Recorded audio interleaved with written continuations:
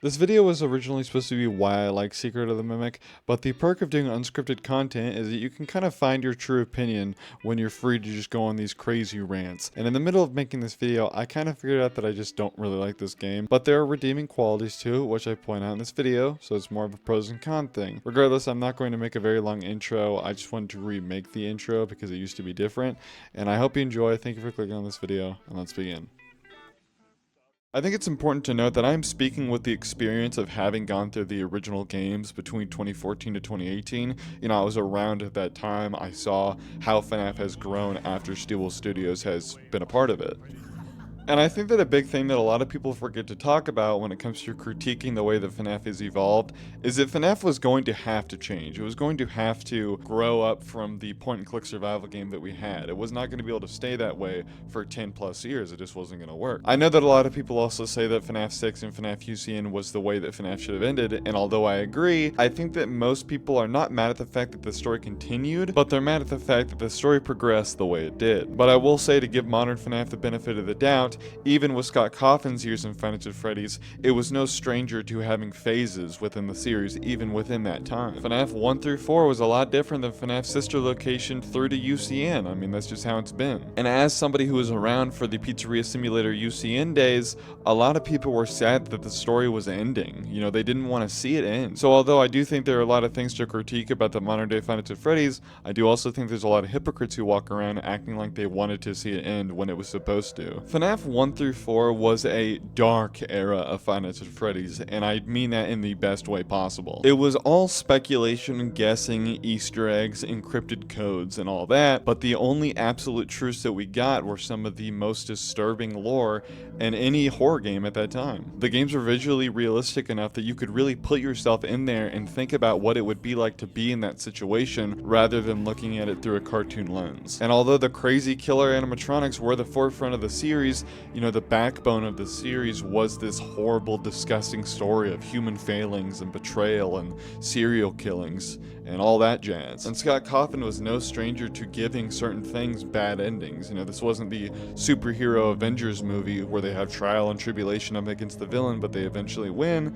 No, dude, like some of these people just straight up didn't make it. And having this little indie game developer write this story that was right in front of our eyes and then give us these games where we just had to figure out what the hell was going on, whilst also being very in touch with the fandom, it was a breath of fresh air, and it felt like you were just in this little group of mystery hunters. Now, don't get me wrong, FNAF was probably more popular back then than it is now. I'm not saying that it was anything niche, but I'm also saying that it just felt like a fun experience. Now, maybe I'm biased, and I'm only saying that it should have ended with UCN because of the not so desirable route that they took after trying to prolong the story. But I think that if it would have ended there, we still have enough mystery within Five Nights at Freddy's to theorize about it forever, because even at that time, there were so many theories that came out that even if one of them was right, we would never know. But if they wanted to prolong the story, I also think that they could have done it in a very healthy way. And I think that we see that with FNAF VHS tapes. Can you imagine if Scott Cawthon ended making games and slipped in and started making a little indie VHS tape series? That would go so hard and probably make him a lot of money, and also probably would have helped when it came to making the FNAF movie. Now, I know that's kind of like a dream scenario type of circumstance, but what I mean is around the time that the FNAF games would have ended would have been a really good time, and he definitely wouldn't have had enough money to make a show like Goosebumps surrounding Five Nights at Freddy's. If you don't want your series to end and you still have the desire and motivation to create something without deforming the series that you've already built up. Because a lot of people kind of see the shift from Scott Cawthon into Steelwool when it came to the Scott Cawthon controversy where he retired, but they were around in Five Nights at Freddy's long before that happened. That happened in like, what, 2021? They've been around since 2019. And I do think that their first project, Help Wanted, was a great addition to Five Nights at Freddy's. That's one of my favorite things that have ever come out of Five Nights at Freddy's, was the first Help Wanted. But I think that that was in a phase where it went from Scott Cawthon's hands to Steelwool Studios in Scott Cawthon's hands to just Stillwell Studios' hands. Because we had UCN, which is Scott Cawthon's last independent project when it comes to FNAF. Then we had Help Wanted, which is Stillwell Studios and Scott Cawthon. Then Scott Cawthon's controversy happened, and then we got Security Breach, which was a far cry from anything that we had ever seen within any Five Nights at Freddy's game ever. And I don't mean that in a good way. Although, again, I said earlier that change is not bad, and it was a necessity that FNAF needed to abide by to evolve as a franchise and become more and more popular. But they did it in the worst way possible, and I don't think that really anybody debates that. They took a franchise that was dark, it was good, it was indie, it was mature, it had a solid fan base, and they Nickelodeoned the shit out of it. And I don't mean that to say that there was no kids at the fandom at that time, like I was a kid in the fandom, but it was taboo for kids to be like enveloped in the lore because it was like a mature story. It wasn't for kids. Not only do you take this series and Disney bomb it for your new game, but you have delayed this game twice, and on launch it is barely finished. It is extremely buggy, it is not even on most platforms, it is literally like a Fortnite version of FNAF. It's like they took the quality of Fallout 76 off launch and then made the Fallout 76 game look like Fall Guys. Now I will say this, Help Wanted 2 was not bad. I don't think they're ever going to get close to the first Help Wanted. I genuinely think that the first Help Wanted is going to be the last game that we ever got that actually had the original FNAF feel to it, but I did enjoy playing Help Wanted 2. And I also will say this, that I do have fond memories when it comes to watching Security Breach. That was a fun time in my life, and I did have a good experience with it. But when you step back and you look at the whole elephant and see what it actually did to the franchise, it leaves a bitter taste in your mouth. And I know in my first video about Stillwell Studios, I said that I don't think that they're a bad company, I just think they were a poor choice when it comes to making FNAF games. But I've kind of retracted my mindset, because if you look back, you'll see that they actually got in a lot of trouble for stealing fan art and just not listening to the fan base at all. If you remember back in 2019, they stole fan art of Spring Bonnie for their Help Wanted game, which didn't even make any sense because like Spring Bonnie, that design of Spring Bonnie at least, wasn't even in the game. And one of the biggest requests when it comes to the FNAF fandom is for Stillwell Studios or Scott Cawthon to make Five Nights at Freddy's Origins, a game about Fredbear's Family Diner.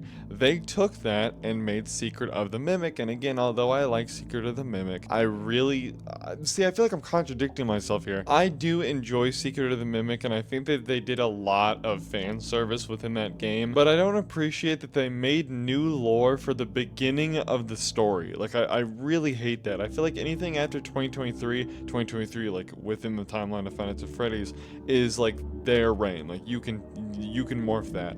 But anything before that, like, keep your grimy mitts off it, okay? This is like, we already have this figured out. We don't need any more deformity. What I would say that I hate about Secret of the Mimic the most is the fact that they made Henry Emily out to be like a villain type of person. Like, he stole Edwin's ideas and he ran him into the ground. And Henry Emily has always been like the one angel that we have in the series, and now you're turning him into like a villain. That sucks. Every other good guy that we've ever had in the series, although we haven't had many, have all just ended up dying. But Henry Emily sticks around and finishes the job and lights those bitches on fire, but then oop-de-doo, Stillwell Studios comes around and William Afton is back. It didn't work. So you double down on Henry Emily by making his attempt fail, even though we see William Afton in hell in UCN. Not only that, but you make Henry Emily like an asshole in Secret of the Mimic. Like, this is why I love making unscripted videos, because I just sit here and I rant and I cut it up, and while I rant, I kind of find out the root of how I actually feel. I really appreciate the fan service that they did when it came to the game, but I also will say that they can't really give us something without taking something away. We have built up this entire lore on the game starting with William Afton and Henry Emily making a company in the 70s, and that was it. Now we have to find out through the fan service, which is seeing a beta testing suit of Spring Bonnie and Fredbear, which is really cool, that they were both two assholes from the beginning that were stealing ideas and ruining Edwin financially. Like, I don't want to know that about Henry Emily. And maybe, and again, this is just like what I'm talking about, where I just kind of find my whole points in the middle of these rants, maybe this is a callback to what I'm talking about earlier when it comes to Security Breach, where I had fun thinking about it and talking about it and experiencing it in the moment, but now that I've stepped back and started looking at the whole elephant, I'm realizing that this still isn't a very good game. Again, when I say that Secret of the Mimic saved FNAF, I think that it gave a lot of us an itch that we needed it to scratch, but I also think that it made new itches appear. And I will say, if you're just replacing a problem, are you really fixing the problem? But it also depends on how drastic the problem is. Although I really hate that Henry Emily is made out to be a bad guy, I guess I could eventually wrap my head around it to just like, oh, he was young, you know, he didn't know any better. But you don't need to do that. You took the lore that is loved by everybody, and you took the one beloved character within the series, the only good guy, and you made him out to be a bad guy. Really. But let's go over why I actually enjoy Secret of the Mimic. We have gone through an era of Five Nights at Freddy's that is literally just Fortnite. Collabs, bright colors, cartoon graphics, and basically every single person in the fandom nowadays is just kids. Like, it's literally like an immigrant infestation of children within the fandom. Like, we need to build the wall, okay? Make FNAF great again. Again, I understand that we have always had children within the fandom. That's not a mystery. But there was like a space for them, you know? They took up like the music videos and Minecraft videos and drawing videos and stuff like that. They had their little bubble. But now FNAF is just for children in terms of just in general, like the masses. And I do not want to hear in the comments of this video that FNAF was made for kids. It was not. It was never supposed to be that way. If you think that, you're actually dumb. I'm so sick of these freaking idiot LARPers who sit there and are like, dude, you guys are just coping. It was always made for kids. Literally, no, it wasn't. Like, actually, no, it wasn't. So I don't want to hear that shit, okay? Keep that dumbass thought to yourself. That was only hatched by Security Breach. That game was made for kids. That game was written for kids. It literally looks like a Bubble Guppies episode. But Secret of the Mimic, I will say I really like the atmosphere. I think it is very scary looking. I think it's very eerie. I think what would be better for Secret of the Mimic, and I believe that you can actually just turn this down, is if there was no music. Kind of like No Country for Old Men. No Country for Old Men does not have a single song in it, and I think it does the movie so well when it comes to the atmosphere. And I think that would do really well if you're also in a giant factory being slowly stalked and hunted by this weird robot creature who hides everywhere. I think the whole saying of like the silence is deafening would really do a lot of service for that game. So just, if I'm wrong, if I'm lying, I'm dying. Go into Secret of the Mimic if you haven't downloaded, turn down all the music and just leave the natural noise, and tell me that it's not scarier. If you can do that, I don't know if that's in the settings or not. I also really like the designs of the mascots. I think it was a really good idea to kind of stray away from the, section joints that, the FNAF animatronics usually have, and give them that 70s mascot Chuck E. Cheese style feel. And these being made by Edwin Murray kind of make me feel like it makes no sense that he would have made Fredbear and Spring Bonnie, which is what they're trying to say within this game. Because you're trying to tell me that Edwin Murray's style of animatronics is this, but then Henry and William are like, hey, can you make a suit for us? And all of a sudden it's this? Like, that doesn't make any sense. It makes a lot more sense if Edwin Murray's style is this, but Henry Emily's style is this. And it does not bother your narrative at all. If you wanted to steal the company and ruin him financially, he can still do that. Just let them have their inventions. Why make Edwin Murray like the obsolete of all these animatronics? It just makes no sense. I think what Steel Studios is trying to do is they are trying to make a character that was as legendary as William Afton and Henry Emily together. And I think that they are, for lack of a better word, I know this is not the best word choice, but for lack of a better word, I think they were kind of jealous that Scott Cawthon was able to make these characters that went on to be so legendary, and now that they have Five Nights at Freddy's, they want a piece of that pie. So they're trying to make their William Afton, their Henry Emily, and they kind of have a cop-out character where they make Edwin Murray, and instead of making him like this unique character who has his own branch, they just take everything from William Afton and Henry Emily and just say that Edwin Murray did it. Like, that's so stupid. In a way, it's kind of like Plankton when it comes to the secret formula. Steel Studios wants this character so bad to be so legendary that they just are just gonna steal somebody else's shit so they can make their character as legendary and hope it works out. But even if they did get it, they failed because it's already been done. What they should have done is this. Henry and William start doing business with Edwin Murray. Edwin Murray goes insane because of his wife and child and the mimic and all that. He does a blueprint for a character that he's working on, or one that William and Henry might have asked him to do, named Spring Bonnie. This blueprint looks like Glitch Trap because that's what Edwin Murray made. That's the kind of suits he made. That's his style. And then Henry and Emily takes it, invents a spring-lock suit, and makes it look like the Spring Bonnie that we know. That would make so much more sense, and it would still give the credit for William Aft and Henry Emily when it comes to their invention. But they didn't do that. For some reason, they make Glitch Trap. Dual Studios, that's their character. Then they make Edwin Murray a few years later. They make his style of suits look exactly like Glitch Trap and don't connect them in the slightest. Shouldn't that be like the origin of Glitch Trap's suit? That would be so cool. Like, they can't make something unique without it being like completely different than Five Nights at Freddy's, and they can't make something for fan service without it just being plagiarism. Again, back to stuff that I actually really do like about Secret of the Mimic. I think it's very cool that they used Ken Unit's voice and made him an actual human rather than just AI. I think it's a cool idea to think about. Maybe he died and Fazbear Entertainment took his voice, or at least took recordings of his voice, kind of like what they did with Phone Guy, and used it for future locations. I think that's a super badass idea. Stuff I really don't like about Secret of the Mimic is stuff like the giant music man and the idea of the mimic alone. I think that just like, if you're gonna do something like that, just pull it out of Security Breach. Make it something from the 2030s, not something from the 70s. Because although, you know, Fazbear Entertainment was known for its like groundbreaking technology for its time, it was just like a spring-lock suit. It's still something that could have been invented within the 70s or 80s. It wasn't like a crazy walking AI monster. You know, the Scott Cawthon era was pretty good for the most part, with staying within its realm of possibility when it comes to stuff that would have been coming out within the 70s or 80s.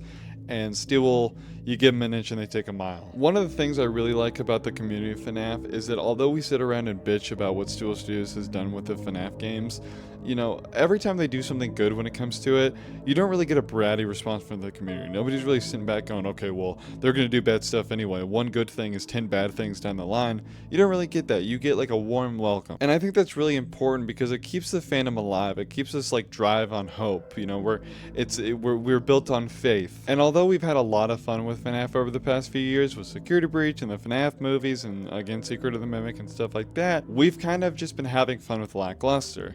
The FNAF movies, although we had a lot of fun, were obviously not that very good. We just had fun watching it. Security Breach was completely broken off launch and we were just kind of goofing off of the game. But what I mean is that with these new games, with the launch of Secret of the Mimic and with the way that it was projected when it comes to the 10th anniversary in PAX West and with the Into the Pit game, I think we're getting a light push in the right direction. I think we're actually starting to get pretty good shit when it comes to FNAF. I think Springtrap and Dead by Daylight was great. I think Into the Pit game was phenomenal. I think the PAX West 10-year anniversary of FNAF was a magical experience for everybody, even if you weren't even there. And I think that we're headed in a good direction. I'm really glad this game was made. Even though it might have more cons than pros, it has enough pros, and the pros hit hard enough to where I am glad that this game was made. That's going to be the end of today's video. I'm sorry, this video might not be as like entertaining as I usually do, but I'm trying to build up more ideas, okay? Your boy's kind of struggling here. And I know I was supposed to post yesterday morning, but I didn't make the game in time. I was super busy this week.